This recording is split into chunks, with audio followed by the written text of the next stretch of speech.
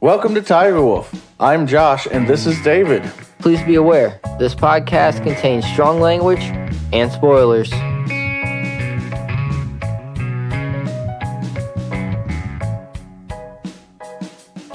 So is this tangential discussion or Pagedom? I guess we could start off with... This is a half and half, because we're Okay. going to talk about this, but this led to, more stuff. All right. So there you go, guys. That's what we're doing today. We were discussing what we were going to discuss about the new issue of... Powers of X, or Powers of 10, as it's the writer says it's supposed to be read.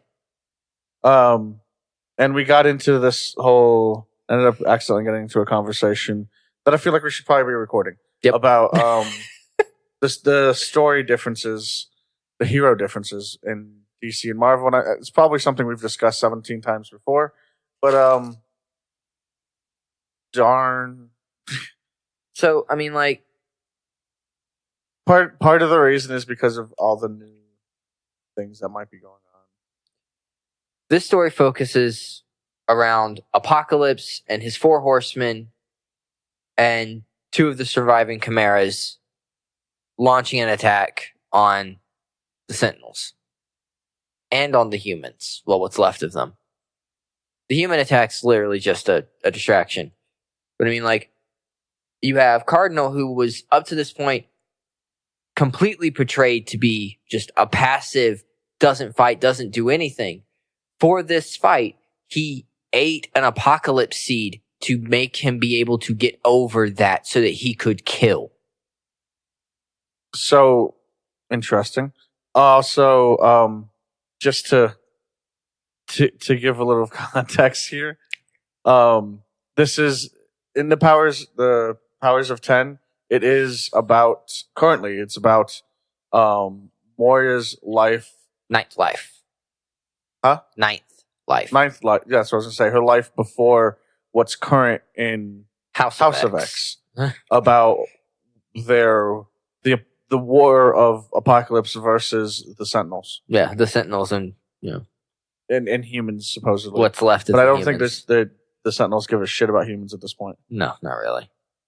But you've got one group, which is Cardinal, North, who's the Magneto-looking one, Rasputin, and Zorn attacking a human machine church to distract some of the Sentinels from the Citadel, where Apocalypse, Krakoa, and Wolverine are infiltrating to acquire certain information. Krakoa being Cypher and Krakoa joined. Yeah, fused together in a symbiotic relationship. And Wolverine being an ancient soulless... not soulless. He's An ancient murder machine. He's a soul of war. He is the Horseman War. the Horseman of War in this one. And Krakoa is the Horseman of Famine. Because this time Apocalypse needed him for the fights and not the assassinations. Yeah. Last time Wolverine was a horseman, he was the Horseman of Death, which he actually chose to be because he thought he could override Apocalypse's programming, and he didn't think Sabretooth could. And the options were him or Sabretooth. So he beat Sabretooth in the fight to get the position to try to be able to fight against it. At least he thought he had better willpower, basically. Yeah. He did not. Which is fair. Sabretooth struggles with being feral. Yeah. So the Apocalypse seed turns you into like Apocalypse? Is that what that is? No. So the way it's described in this one, I don't remember Well, the it looked original like context Apocalyptic. of... I don't remember the original concept of the Apocalypse seed. But, it literally... He's basically like, look, it basically let me be able to overcome my genetic predisposition to nonviolence so that I may choose to end your life versus the end of mine. It basically overrid his pacifism. Well, it did more than that.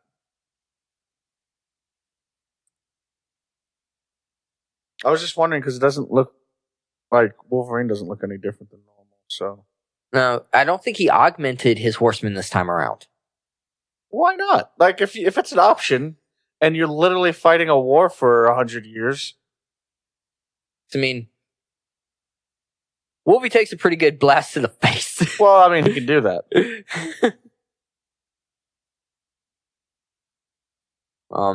They get the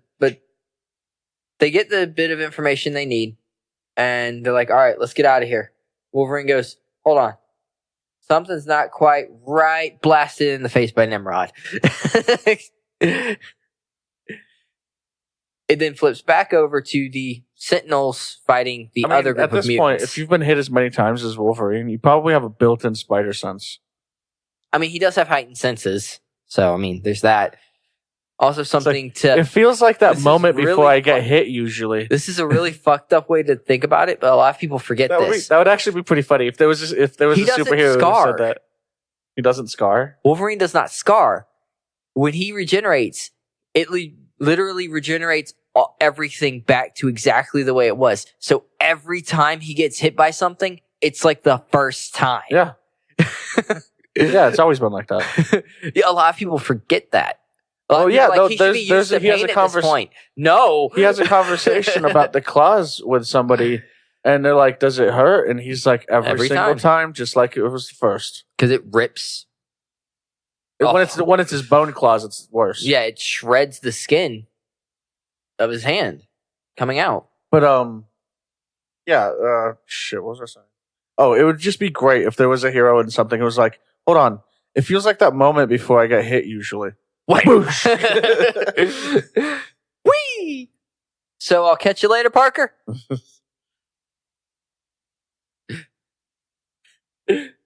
But so it flips back over to the fight with the Sentinels.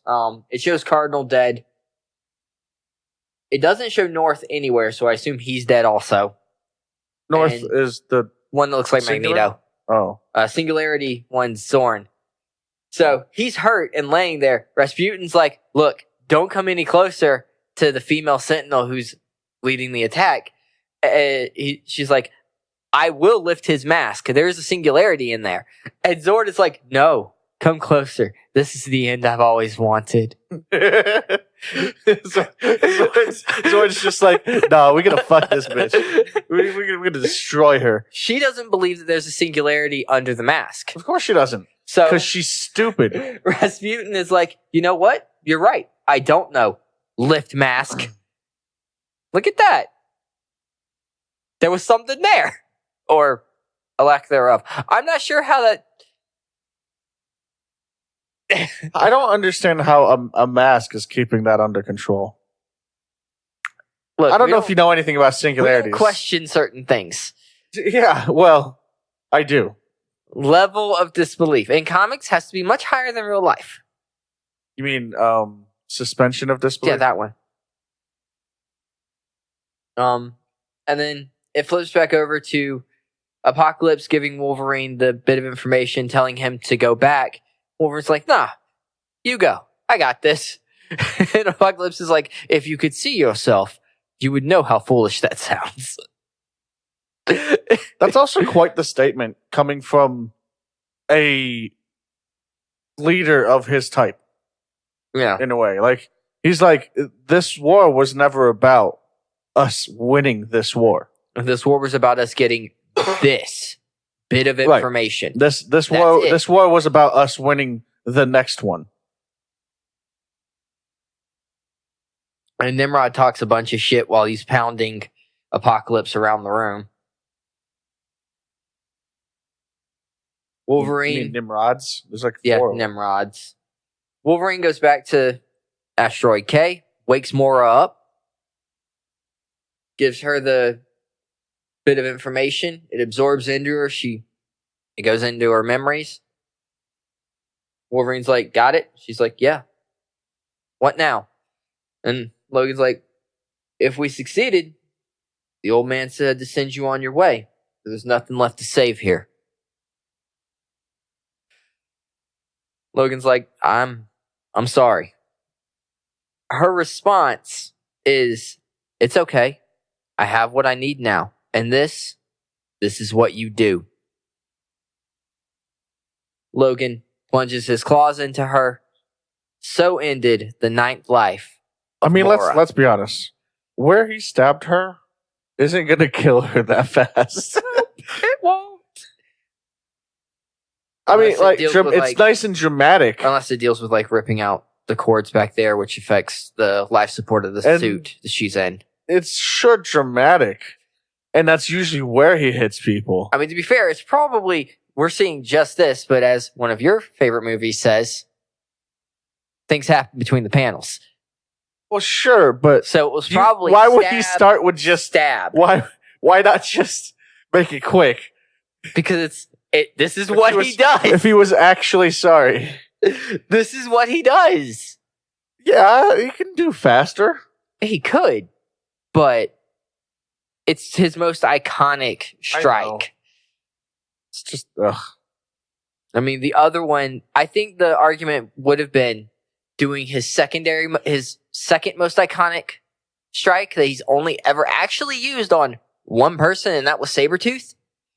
People would have been wildly more upset about. That's extremely like it's a aggressively angry move to do. Not like it's the one under the jaw. For mercy. Kink. Like cut her head off or just one through the brain real quick. Yeah. From the side. But one thing I will say, they finally showed the timeline of the rest of the of the Ninth Life dealing with the Apocalypse War at the back. They mention another thing from Jonathan Hickman's Avengers run, which is Avengers World Defeated. And the only thing that went through my head was, so was it just a byproduct of the Apocalypse War, or...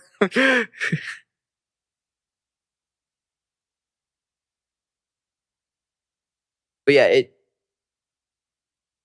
the story is still, wildly intriguing to me. I mean, I have an idea still, I still have an idea of where it's going.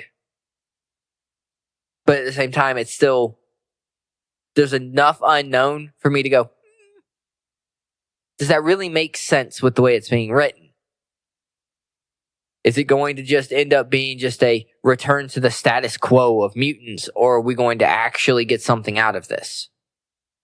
And yes, that's a comment you can argue back and forth about comics. Do you ever truly get anything out of any of the stories? Because the next writer comes along, they may retcon the entire last 75 issues. I mean, the problem I see is that the way I see this ending, it's pretty standard for a comic book. And it's going to be like, Moya dies one last time. Somehow Xavier retains the information, keeps it, and does everything wrong anyway. And we're basically back at where we Status quo. That's basically how I see this ending. Yeah. She dies the last time and doesn't get reborn, so time doesn't start over. Yeah. And basically Xavier somehow retains the knowledge of, or doesn't, for that matter. It'll be like one of those things where it's like, everything is not inevitable now. Yeah. Type of things. And not we beat the inevitability. Yeah. Necessarily. Now we've just, caused a much larger question mark. I mean, this could end up in the reason why this was all inevitable was because Mora was inevitable. Potentially. So that's why everything else happens the way it happens. That's why we always get the Sentinels. That's why we always get, this character fights this character, which leads to this, which leads to that, which leads to that. What's the other option? We end up in a future world version of X-Men for a while before they reset it? I mean, would that be so terrible? No, not for us.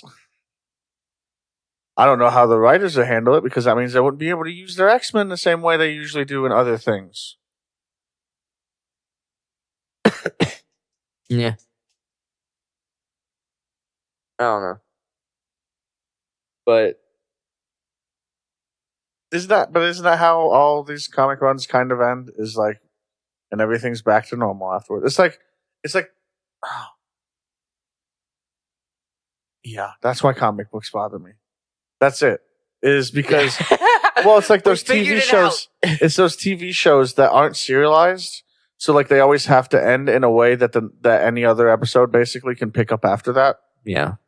And it's like, but what's the point? Like for sitcoms, sure, but for basically anything else, and honestly, even sitcoms, it's kind of like I still want like some progression, some change to my characters. You know, Yeah.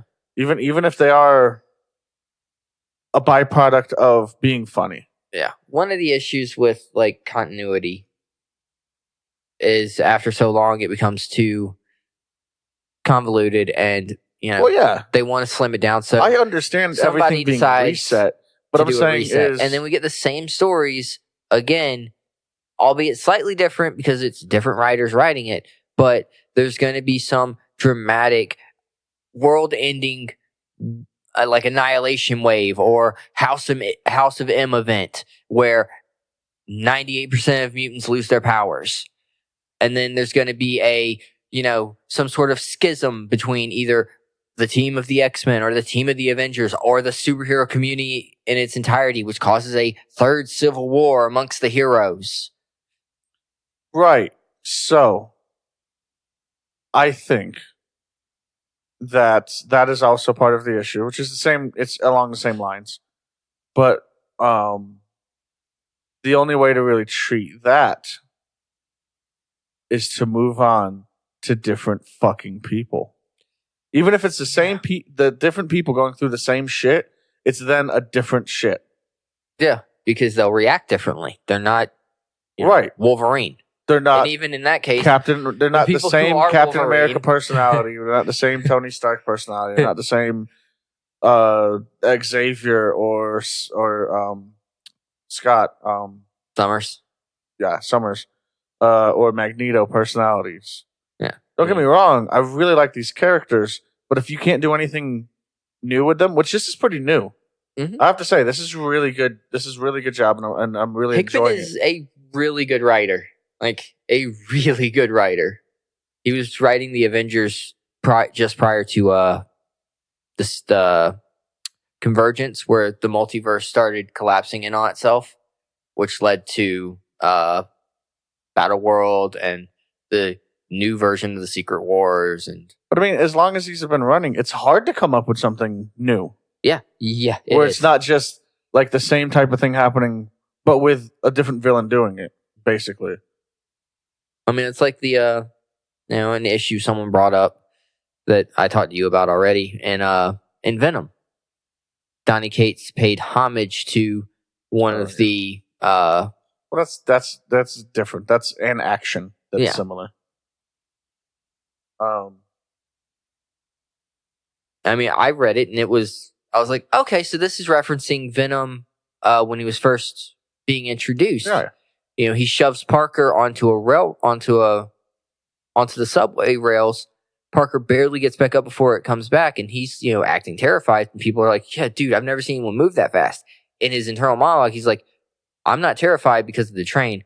I'm terrified because someone just tried to kill me, and my spider sense didn't go off." Well, in Donny Cates' current run on Venom, which is really good, he gets pushed from behind by Carnage onto the railway tracks with his son. Quick sidebar. I really like what you've been telling me about what's going on with Venom comic books.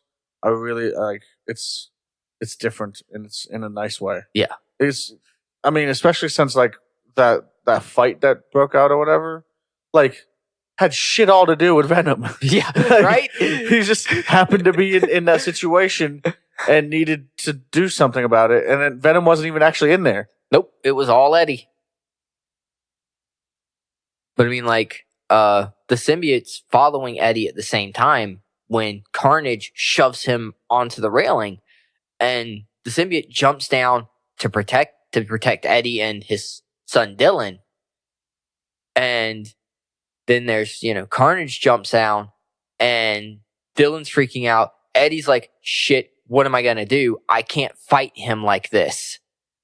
So Eddie looks down and grabs the third rail. Because Carnage is about to grab him. So, yeah. So he grabs the third rail, shocks the shit out of himself, the symbiote, and Carnage. Doesn't hit his son, though. I thought was interesting because his son was clinging to him. But whatever. I'll let that slide. It's a comic book. I'll let that slide. Because honestly, path of least resistance to grounding would have been through his son then. Yeah. So I'll let that slide. But, like, it nearly kills Eddie doing that. And, like, they get away from Carnage because of it. And his kid's talking to him. He's like, Eddie? Because at this point, Dylan still believes Eddie is his older brother and not his father. He's like, Eddie, are you okay? And the symbiote's like, he's healing. I've kind of got him in a little coma. We're on autopilot right now. Okay, where are we going? Don't worry. We're going somewhere safe. And then Eddie it's kind of hard to trust a symbiote. Eddie comes to on the front steps of Peter Parker's apartment. Of course. And Eddie's like, this is a terrible idea. He's like, oh, God, where the fuck are we, man? This is a terrible idea. So Eddie goes to see Pete. Pete, him, and his son go to a burger place to talk.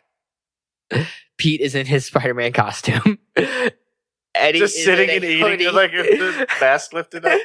Eddie is in a hoodie pulled up. Yeah, because he's apparently wanted for killing a bunch of people on Rikers Island because Carnage did it looking like him. I'll do it. And like it's just he went to Parker because he can't defeat Carnage alone. And him and Parker have worked together before to defeat Carnage. It makes sense. Parker's immediate response is, I hate dealing with symbiotes. I hate dealing with symbiotes. And now you're telling me there's a god of them? No. Oh, yeah. Pete's probably just like, so when are you leaving on the first bus out of here? But yeah, it's good. But I mean, like... But this is what I'm saying, okay? So to get on the topic we kind of teased at the beginning. Marvel's stories tend to be more involving, in my opinion, from what I've seen and read, for the readers. And the characters seem to be more grounded in relatability. Yeah, than DC stuff. Yeah, I mean, everybody looks at Batman and they're like, I can see myself being Batman. But I mean, could you? No, not at all. One, I don't like hurting people. And I mean, that's like the number one thing he's good at besides planning. Two, I don't think I'm actually that good at planning. Just because I try to all the time doesn't mean I'm good at it. Yeah, it's that running joke of like, I saw it actually earlier today on Facebook. Three, I would get fed up and fucking murder a motherfucker after the third time he showed back up after I threw his motherfucking ass in jail. Yeah. But I mean, like... I'm like, no, you're not coming back from this one, bud. I saw it on Facebook and a guy's like, what would you do if you woke up as Superman tomorrow? The top response was, I'd go back to sleep until I woke up as Batman. I can breathe in space now? Later, people? Fuck, I'm out. I'm gonna go watch a fucking black hole at the event horizon for a while. Because I can. I'm gonna go, hey, I want to actually stand on the moon. And I'm gonna go stand on the fucking moon. Right? I'm like, just fuck this. I'm out. I don't need any of this shit anymore. I don't need video games. I am one now. Let's go. Round 1, start. But yeah, it's just... I'm gonna go to Mars and find out if it's really plausible people are gonna live there. I mean, it's just like, seriously? Like, I understand people love Batman. I would get not. it. I honestly, out of the two, like looking at this realistically for what I would actually enjoy as a person, like my brain, their body, basically. Yeah, Superman's the one because I can fly, I can go into space with no issues, and those two things are really the most important parts of his powers for me. Yeah, that's the key to his power set. I can just do Yeah, what sure. I want. Laser eye vision, X-ray vision, frost breath, the bulletproofness. thing. Like, because of that, I might eventually come back and be a hero because I can. But at the same time, I don't need to care about anything about the Earth anymore. Nope, y'all done fucked this I'm gonna come back. I'm out. I'm gonna come back and eat dinner with my parents like once a month, and then just go back into space. I'm gonna go see the red spot on Jupiter. If he wasn't an option, next up is the Flash. But you would accidentally time travel. He said accidentally. Like I wouldn't be trying to figure it out. The first time like, it would be an accident. We're talking about real world. So like I'm like, David, come here, David. Like I wouldn't even tell you if I became Superman. I would just be gone. And you'd be like, I think Josh became Superman. I don't know where Josh is, but yeah. He all of his stuff was sitting outside my house the other day with a note on it that said, keep what you want, trash the rest. Bye. The fuck? But if I was the Flash, I'd be like, David. I'm a speedster. And you'd be like, because you know, I've always wanted to be a speedster. You'd be like, no, you're not. And I'd be like, no. Like it wouldn't look like I'd move, but I'd be like, want McDonald's? Like it's just, you're like, we're holding that before. And like exactly. That's the point, David. Oh boy. Oh god. David. Oh, David. God. David. I'm the fastest man alive. I mean, you would be at that point. You would definitely be the fastest man alive. Yeah. Again, don't know if I'd actually use it to help. Probably like, not. I like the idea of helping people and having those kinds of abilities to do so would make it easier. But like, I imagine if you just woke up with those kind of powers one day, as one does as an X-Men sometimes, you would just go do not necessarily violent or illegal things, but just selfish shit for a while. Like, I need to experience this power on my own first, right? I mean, that's not necessarily my mindset behind why I'm doing this, but it actually makes sense for me to go be the fastest man alive for a while before I'm helping people as the fastest man alive. Boom. Otherwise, I'm just going to go into shit and accidentally murder people. I'm going to go take a vacation to Japan real quick. I'm going to run through somebody as they're talking to the love of their life. That might be a reference to something That's that I've been watching. Something. But yeah, we didn't get to the topic.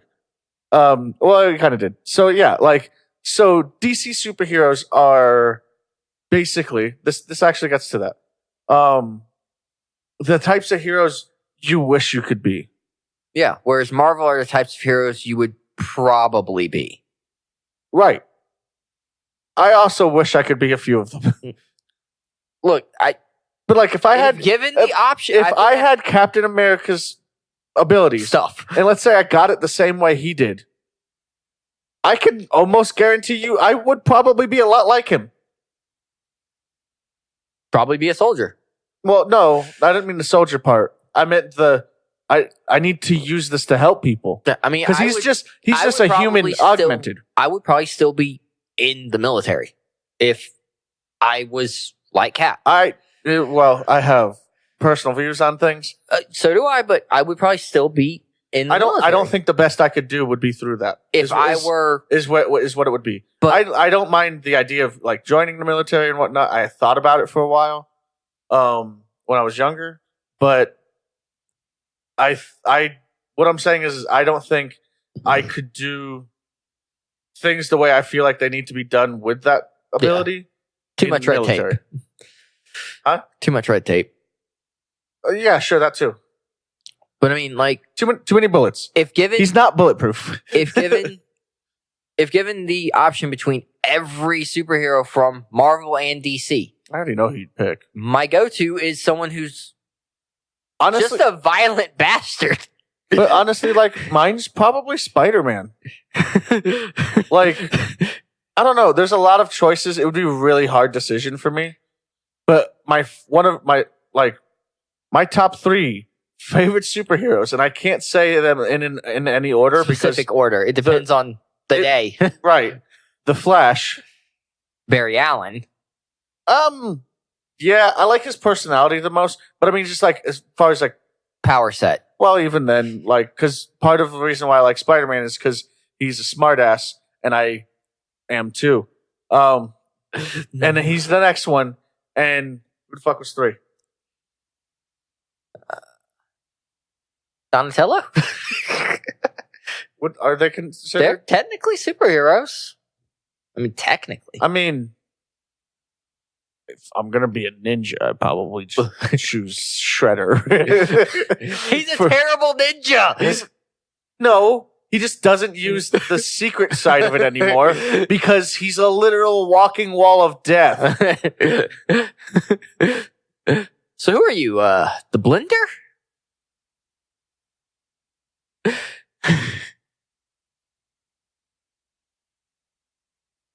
There's probably a few who can fit number 3.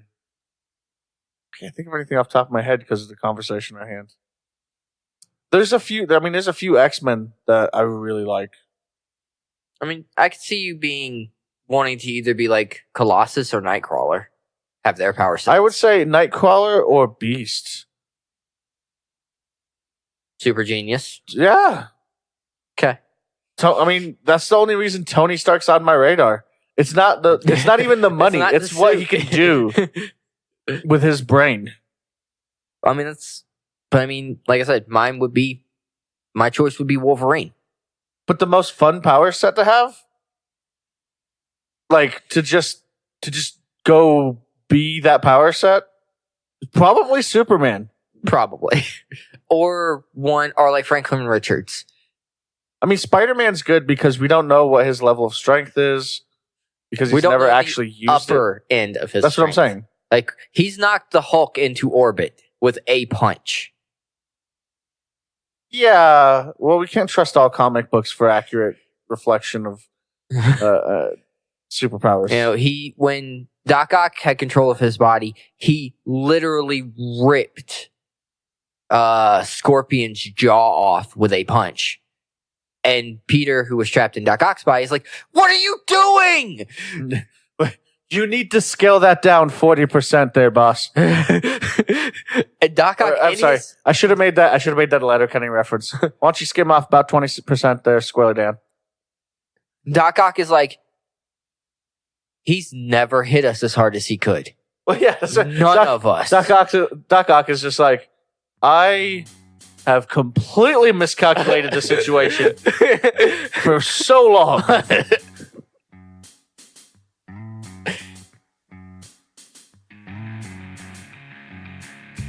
I think that's a good ending point. Yeah.